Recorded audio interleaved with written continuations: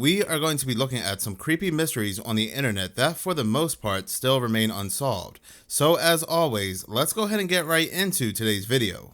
In this first creepy internet mystery, who is the silent man and what are his intentions? Needless to say, there are definitely some very interesting people in this world, and one of them happens to be located over in the United Kingdom.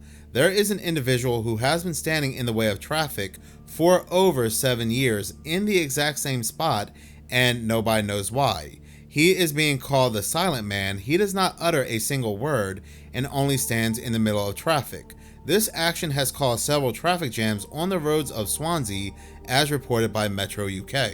This individual's name is David Hampson, and like I said, he has always been found at the exact same spot for over 7 years. Why I'm saying over 7 years happens to be because the article I'm reading from was published back in 2021, and back then, David was 51 years old. What happens to be pretty interesting is that nobody knows the motive behind his actions or why he does this. For example, in 2017, he was arrested and sentenced to 3 years, and yet he refused to say anything in his defense, and in 2020, upon his release, David would once again block the road at the same exact spot outside the Swansea Central Police Station. And once again, he would find himself under arrest, but this time facing criminal charges. He has not once voiced his concern or the rationale behind doing the same thing every few months, so nobody knows what exactly his motivation behind this is.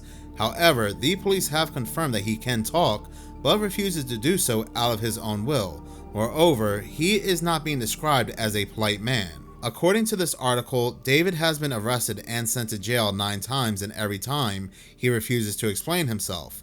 The judge says that he wants to help David Thompson, not punish him, but given the fact that every time he's released he blocks the road, he may just spend the rest of his life in prison or in some facility to address his problematic behavior and the issues lying beneath. However, they are not sure if he even wants to be helped. One may think that he's just ignoring the police officers or the investigators or the judge, but when he goes to block the road, he doesn't even pay attention or talk to disgruntled drivers. When he was in his jail cell, he refused to even talk to his cellmates. David was also known to have once barricaded himself inside his prison cell and set his bed on fire and sat there silently until officers managed to get in and drag him to safety. Now, I'm trying to figure out how they know he is not a mute or can speak, as the article suggests. At a past trial in Crown Court, it was decided that he was mute of malice, that he was able to speak, but decides not to rather than mute by visitation of God, meaning that he cannot speak. Looking into this further, apparently he's been doing things like this since 2015. Reading this article from Wales Online back in 2015, he once draped himself on the bonnet of a Royal Mail Post office van with his face pressed up against the windscreen and refused to get off, and of course not speaking at all, in turn absolutely terrifying the driver. Another time, he stood in traffic, standing in front of a car holding on to its grill, not uttering a single word. And again, why does he do this? Nobody knows. There is a theory that he has better lodgings in prison than out of it. I mean, I'm sure it's warm, he gets a bed, and he does get fed. This theory was actually backed up by David's brother himself, as he would go on to state that David would deliberately get himself locked up in order to get free meals and a roof over his head. David's brother goes on to state that he believes this is all a scheme. There's no protest going on here. He just likes the prison life better. And maybe that is indeed the best answer here. I mean, the road he's choosing to block is right next to the police station, but doctors still to this day are completely baffled by his silence and why he refuses to talk. David Thompson is still blocking the middle of the road outside the Swansea Central Police Station as recent as April 8, 2025. 2 officers escorted him off the road and warned him that if he repeated the behavior, he would be arrested. Well, he did, and he was arrested again. So is this just the case of a man who likes the lodgings of a prison cell? But if that was the case, why would he then go ahead and light it on fire? But I guess we'll never fully know until David himself decides to speak. This next creepy internet mystery has to do with the strange case of KarenKatherineWalgrave. In 2011, something bizarre happened on Facebook. People were made aware of hundreds of unnerving messages that were posted by a Canadian woman named KarenKatherineWalgrave. Her messages read like somebody who is deep into conspiracy theories. However, it wasn't what she was saying that was unnerving so many people, but it was the fact that she was actually having a conversation with herself. There were anywhere between 500 to 700 cryptic replies within a 12-hour period, and soon after the messages had stopped and were removed, Karen's Facebook account went with it. It was also removed, leaving behind questions and the mystery of what happened to KarenKatherineWalgrave. According to her Facebook profile, Karen was born in London and studied at the University of Toronto, Canada, where she would earn a PhD. Also, according to her profile, she is well-traveled and spoke several different languages, including French, Estonian, Latvian, English, Russian, Gaelic, Latin, and German. Proof of this was oftentimes seen in her multi-language replies to herself.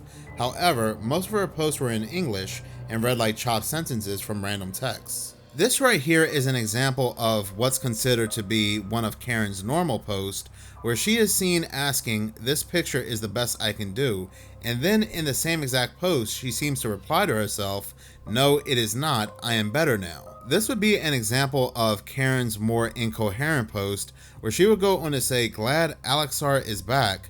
Then she would reply to herself, "That Trask is actually heterosexual is not certain. He is wired to George Blake through his early passports, quote-unquote gate ports." Then continue to reply to herself by saying or asking, "Indrik's birthday, 16 May, smiley face." What in the world is going on here? I might just have a theory, but let's go ahead and continue. These coherent and incoherent posts that were made by Karen, or whoever was responsible for creating this account, were only made a day apart. It was because of the differences between these texts in such a short period of time that many people online began to question the woman's sanity. The word schizophrenic appeared alongside the link to her Facebook profile in many online forums. Soon more posts were uncovered and shared among many people. In her profile, there were only a handful of personal images Karen uploaded, and strangely enough, they all displayed signs of film damage, like this image right here. This image was uploaded on July 13th, 2010, and a day later, she would go ahead and leave comments like, "Slings of outrageous fortune, never mind the Avro arrow, I guess. This is my husband's idea of cleaning ice flow, our cottage, February 1995, and finally she would leave a comment saying, "As you can see, someone near destroyed the pic." Now, it's always very possible that Karen suffered with schizophrenia or some kind of other mental illness, but I really have to say, this is really giving off Silent Hill 2 vibes. This is another image she would post where it looks like it's covered in burn marks, and she would leave a comment by saying, "This is my best imitation of British police at her cottage." These photos look like they were taken with a Polaroid, and as you can see, they are just littered with burn marks. While Karen's posts were anywhere between coherent and incoherent, they were mainly innocent until she began to mention the FBI and the CIA on her post, talking about being controlled and monitored by them, the Men in Black. She also mentioned the illegal and perverse doings of the elite and how she knows several international criminal networks. This is where more of her posts would become more cryptic and fall into what would be considered the conspiratorial realm. For example, she would go ahead and post this block of text and reply this block of text all within the same minute. She would go on to say that, "By the way, it should be made clear that I am officially still enrolled in my PhD, History International Relations program, because there was never a thesis proposal submitted by me to any committee on the basis of which they could have failed, F me as they did, in kangaroo-style court, moving to organize a Waco, Texas type siege of my properties." And again, she would go ahead and reply this to herself all within the same minute. She would go ahead and reply with, "Apart from electronic assault through the ATM system and otherwise, extorting money increasingly on Highway 401, also through baseless pullover with police cars, speeding away at 160 kilometers an hour after attempting to give me traffic tickets for driving at 105 kilometers an hour in the 100 kilometer hour zone on the highway. Do I drive fast occasionally?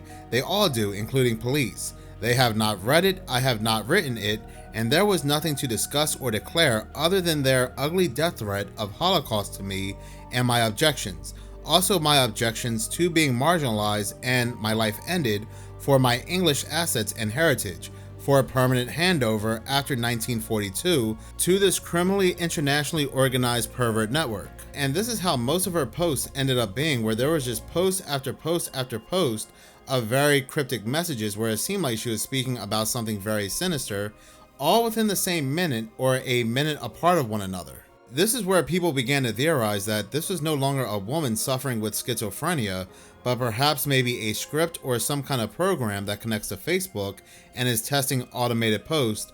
Think of something like the dead internet theory. Some people do not buy that theory, as they do believe that throughout her incoherent text, there does appear to be some form of structure to her message and conversations, and she's purposely leaving a hidden message for us to decipher. Another idea is that KarenKatherineWalgrave's Facebook account could have been a modern spy communication log, some sort of social networking number station that can only be deciphered by traveling spies.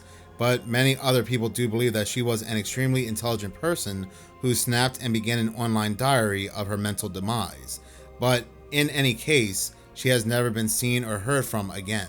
In this next creepy internet mystery, who was driving this car? On October 10, 2005, a car had ran through a red light in Mesa, Arizona, and was clearly photographed doing so by the traffic camera system. The Mesa Police Department issued a ticket, including the photo of the car committing the crime in question, to the offender James Hamburg, who was seen driving the car along with his wife Lorraine. There was only one small tiny problem in the fact that James Hamburg, the person police said was driving the car that went through the red light, was no longer alive and hadn't been since the year 2000.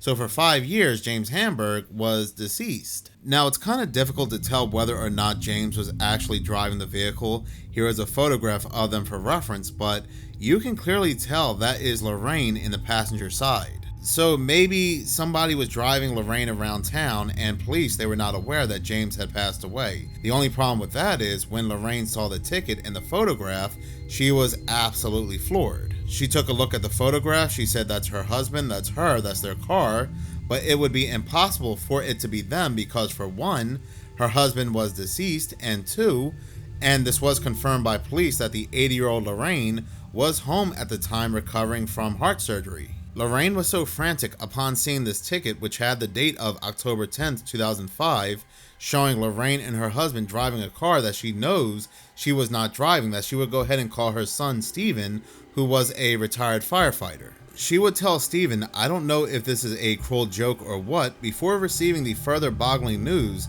that Steven's wife had been driving the car on October 10th and was nowhere near this location. Thus, the family was certain of the whereabouts of Lorraine, James, and the car, so the picture should have been totally impossible. Lorraine's son would try to take some control of the situation, and he would explain the situation to Terry Dorn, a detective, but she refused to drop the anomalous ticket until Hamburg had offered conclusive proof that his father was indeed deceased. Thus, Hamburg faxed the detective his father's death certificate, but apparently heard nothing more of it. Presumably confused and frustrated, Hamburg next contacted the press, and when the press spoke to the police again, Sergeant Chuck Trapani insisted that Dorn had never received the death certificate that Steven certainly sent. Eventually, the police did some digging themselves and found that James Hamburg was in fact most definitely deceased. Police had also thought that maybe there was a technical error with the camera, that the picture that's being shown was much older than what's being reported, but they did take a look at the buildings in the background, and they did confirm that those buildings were built very recently, that year. The police had also stated that archived tickets are destroyed by the Mesa Traffic Department after 3 years, and remember, James, he passed away 5 years ago. Sergeant Trapani was quoted as saying, "There is no doubt in anyone's mind that the car was driven through the light on October 10th. He thinks that someone must have taken Lorraine Hamburg out for a drive, and that someone must have bore a suspicious resemblance to her late husband. But again, that seems unlikely because Lorraine Hamburg was confirmed to have had heart surgery at the time and again, resting at home." Others who were invested in this story thought that James may have had a twin brother or something like that, but Phoenix News Times had gotten involved and they stated that James did not have a brother at all, twin or not. So the question happens to be, who was driving the car? Was it a vision from the past, a ghost and a doppelganger, or some kind of glitch in the matrix? Lorraine did go ahead and say that they have the right people, they just have the wrong time. What I happen to find to be eerie too is that it seems like there's other faces in the car as well, and everybody seems to be oddly staring at the traffic camera. This next creepy internet mystery involves the WKTV hijacking. On September 28, 2016, at around 6:17 p.m. Eastern Time in New York, While many people were home watching WKTV news, an emergency alert broadcast populated across their screen.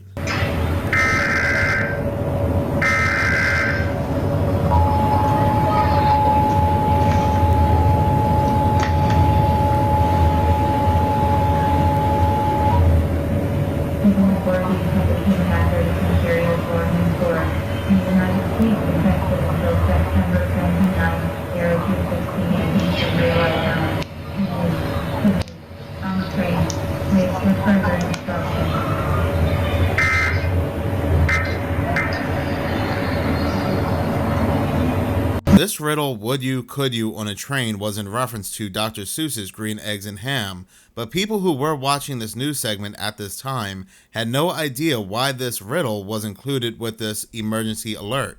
People continued to watch WKTV news like normal, but later on that day, WKTV would issue an apology by saying, if you were watching our 6 p.m. broadcast, you saw a hazardous materials warning message.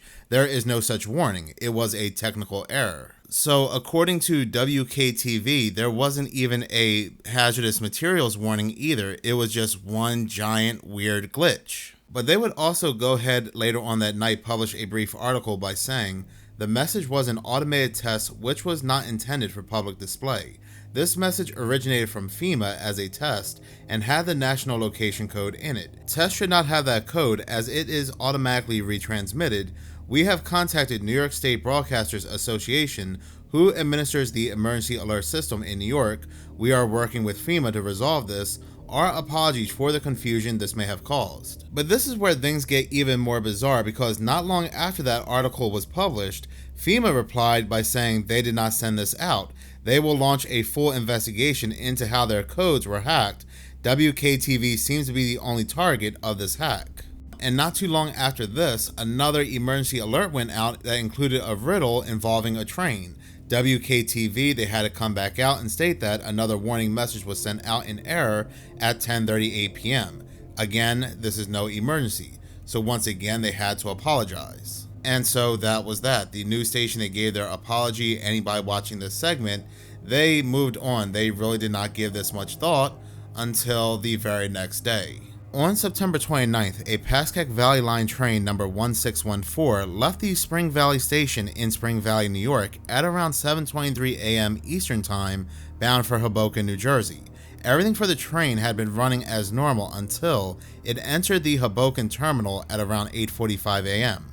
The train sped up, going over the bumper block and through the rail concourse, coming to a rest at the wall right before the station's waiting area. The train had unfortunately crashed. One witness had confirmed that the train never slowed down as it entered the station, which was located at the end of the line.